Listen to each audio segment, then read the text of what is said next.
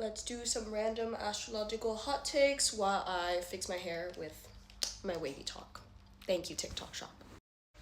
Aquarius Venus is a very interesting kind of like concept or concept for analysis because yes, they do get the rep of sometimes being like players and being kind of like flighty and non-committal, but that's because Aquarius Venuses often have, or just Aquarius placements overall, have this kind of thing where they become obsessed with a topic, obsessed with a thing, obsessed with a person for like 2 weeks, and they're obsessed. Like genuinely they feel that sense of obsession, that fixation, and then the 2 weeks pass and the next new obsession comes along.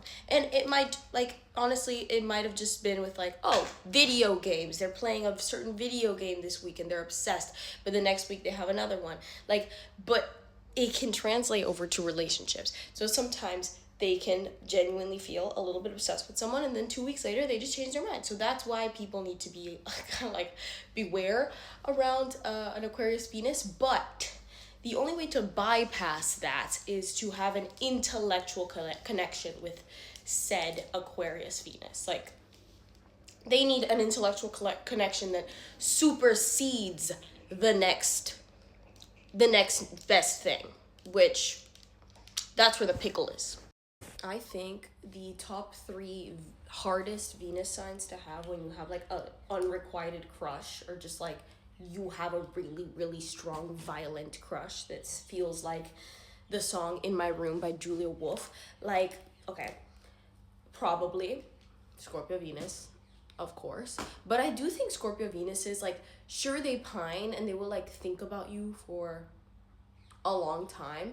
But if they are straight up told that like, oh, I'm not interested in you, like I don't want you, I feel like they're like, okay, bye. Like they have that ability of moving on, specifically if there is a question answered. If a question is left unanswered, that's what will keep them awake at night for years.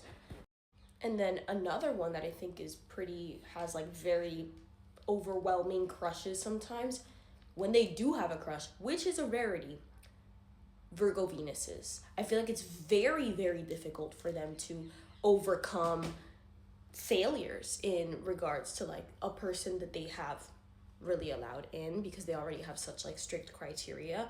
So it can take them a long time to get over crushes.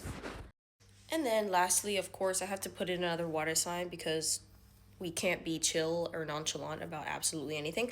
But I think, honestly, Pisces Venus holds on to it a little bit more than a Cancer Venus, because I feel like Cancer Venus is a little bit more open to newness than maybe a Pisces Venus would be, especially if they've had like a very, very intense kind of consuming relationship that really like made them create a fantasy about the future that they could have had with this person that maybe never happened, maybe never even started. But if they have this fantasy solidified in their head, it's really hard for them to let that fantasy go and remain grounded in reality. So that's where the hard part comes along.